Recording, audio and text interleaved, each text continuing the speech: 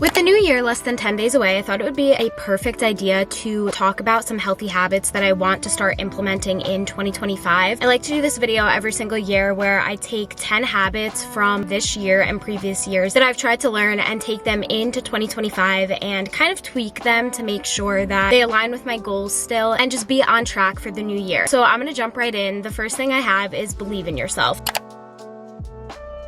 I say this in a lot of my videos and every single annual video that I make, but believing in yourself is so important, and I truthfully believe that everything starts with mindset. Obviously, there are things that you have to do to make that mindset come to reality, but at the same time, if you have a negative mindset and you don't believe in yourself, it is going to be so much harder to achieve your goals. I'm not saying it's impossible because I don't think it is impossible, but I do think that there's certain strategies and certain things you can do for your mind that will allow believing in yourself to be so much more beneficial and actually work in your favor. Believing in yourself when it comes to goals, when it comes to health, when it comes to school, when it comes to work, friendships, relationships, and just yourself in general is so important and honestly essential, in my opinion, to achieving new goals and making them actually come true. Believing in yourself is something that I will always say is the #1 key to success, and it's because when we change our mindsets and we allow ourselves to believe in ourselves and not doubt ourselves, the game really does change. And that's because when you are associating yourself with a goal, you want to make your goal something that you truthfully believe that you can achieve. And even if you think, oh, well, I might not be able to achieve this right now, believing in yourself to the point that you know in the future, as long as you have a plan, you will be able to achieve it is so important, because if you're not going to believe in yourself, you're basically setting yourself up for failure, because if you don't think you can do something, it's going to be so much harder to achieve. And this goes for all types of goals, whether it's fitness, relationship, financial, personal, whatever it may be. Believing in yourself is essential and honestly the key factor into reaching your goals. Once I started actually believing in myself, that's when I started to see the game actually change.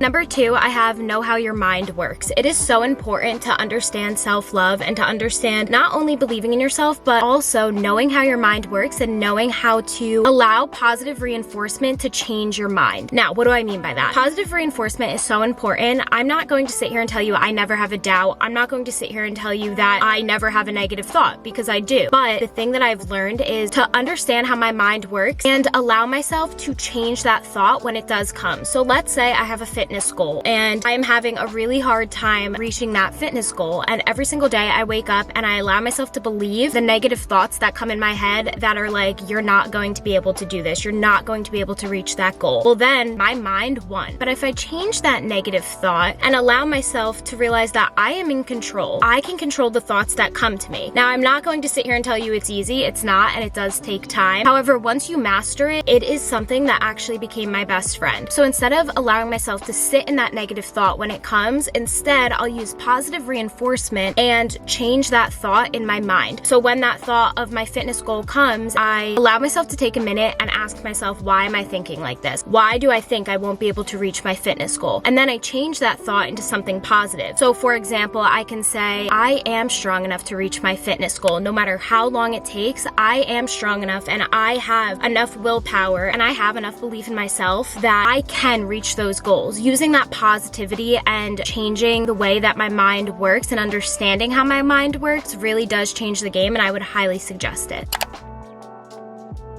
Number 3, I have set goals. Setting goals is something I talk about every single year, and I think it's so important. And I also think it's important to have a list of goals that you really want to achieve, whether they be short-term or long-term goals. For me personally, I like to break it down into short-term and long-term goals and have a time frame of when I want to reach those goals. I also like to break my goals down into categories, so I'll do personal goals, financial goals, work goals, school goals for when I was in school, family goals, relationship goals, and fitness goals. And I will allow myself to add at least 1 to 2 things in every single one of those categories, and I'll put a time frame of when I want to reach that goal by. Now, that's not to say that I'm 100% going to reach that goal by that time, but I want to come up with a plan on how I'm going to get that much closer to reaching that goal. Next, I have focus on the good. Focusing on the good is something that I talk about in a lot of my videos, and it can be very hard, especially in that time of doubt and in that time where everything seems to be going wrong. I think it's safe to say that we've all been there, and there's going to be times where sometimes it is not easy to focus on the good, especially when it seems like everything is falling apart. But what I've learned is focusing on the good allows me to get through that hard time a lot easier. And obviously there's some situations where focusing on the good is just not possible, and that is completely okay. But I am talking about this in a goal perspective. There's going to be times throughout the year or when trying to reach your goal that it is really hard to stay on track and not allow that self-doubt to win and to keep staying positive. If you guys can see, all of these steps kind of flow into each other. Focusing on the good and remembering why you started and allowing yourself to get a reward for getting halfway through your goal and just realizing that you did so well and focusing on all that you accomplished is so important and will actually set you further in your goal and help with determination and motivation. Number 5, I have make sleep your priority. Getting at least 7 to 8 hours of sleep is so important, and I know that a lot of people know this but maybe think that other things are more important or that they will start this goal in the next year or in a few weeks, but sleep is a priority. And I've actually started to realize that when I allow myself to actually recharge and get at least 7 hours of sleep, I wake up so much more refreshed. I feel so much more healthier. My skin looks clearer, and I just see so many healthy benefits of having enough sleep in my body and giving my body the proper rest that it needs. Now, I'm not going to sit here and tell you that I get 7 to 8 hours of sleep every single day because I don't, but it is something that I'm really working on, especially going into the new year, to prioritize because it is so important and a key factor to actually allowing your body to have enough energy to get you through your goals and to be able to want to continue to achieve those goals and have plans and do things that you might want to do but might not feel like you have enough energy to do when you're not getting the proper amount of sleep.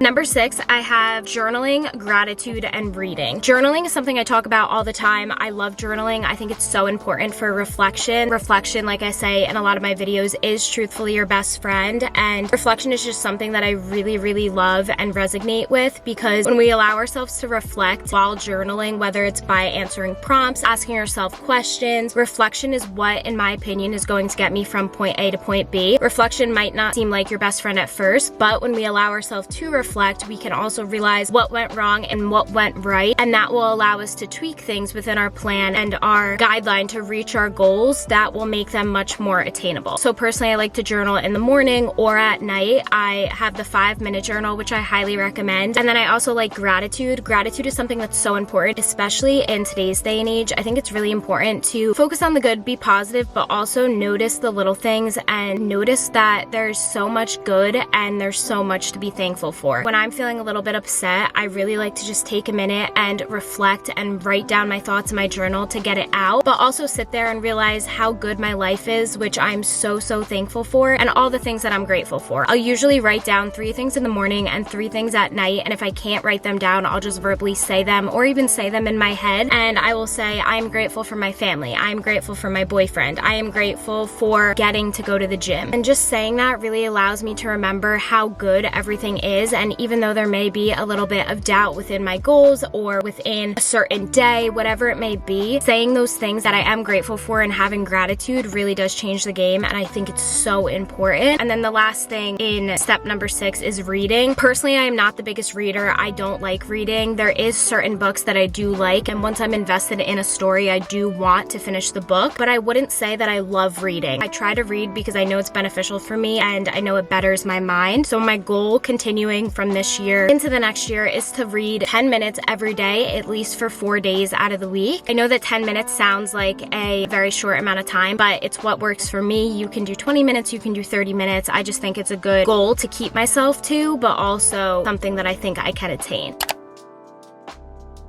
Number 7, I have make exercise a priority. Now, I'm not going to sit here and tell you you have to go to the gym. I know some people don't like the gym. I know that some people can't go to the gym, and honestly, that is okay. There's always going to be a different form of exercise or movement that you can do that you may love more than I love. For example, I don't like Pilates, but one of my best friends loves it, and that's what works for her. And I think it's important to recognize that what works for me might not work for you, and that is okay. There's no set routine on how you have to reach a fitness goal. There's no set routine on how you have to reach any goal. You have to figure out what works for you. And I think that is so important, especially in today's day and age. I think that comparison is our problem. And I think it's really important to recognize that you don't need to do things the same exact way that I do them. And I don't need to do things the same exact way that you do them. The goal is to get to your goal. And whatever you need to do to get there is fine. You don't need to follow a certain guideline that somebody else followed in order to do that. You can try it. You can use it as motivation. But if you need to tweak things in that plan, that is okay. And that is why I say exercise daily, but do an exercise that works for you, whether it's going on a walk, going on a run, going to Pilates, going to hot yoga, going to regular yoga. For me, it would be going to the gym, but I personally like Orange Theory, trying to hit 10,000 steps a day because that's also really beneficial. Whatever type of exercise and daily movement that works for you is what I mean when I say stay active. But with all of that, it's important to keep in mind that staying active and moving our bodies is so important and a very good healthy habit that is very essential for staying healthy, in my opinion, and also for growth in your fitness goals, but also just in daily life. Now, I do want to say that I'm not certified in what I'm talking about. I'm just talking from experience, so please keep that in mind. I just wanted to mention that I do think exercise is very, very important. Number 8, I have declutter and clean and stay organized. I'm someone who thinks that staying organized and having a tidy space to work in is so important, especially when it comes to trying to plan out your goals, trying to make a vision board for 2025, trying to have a set vision of what you want 2025 to look like and a plan on how you're going to get from point A to point B. I think that having a designated, tidy workspace and clean living space and decluttered living space is so important, whether it's your room, your house, your apartment, a family member's house, wherever it is. I think it's so important to just have your own space that is clean and decluttered, because whenever I work in a clean and organized space, I really see a huge difference on how I perform, and I think that's really important.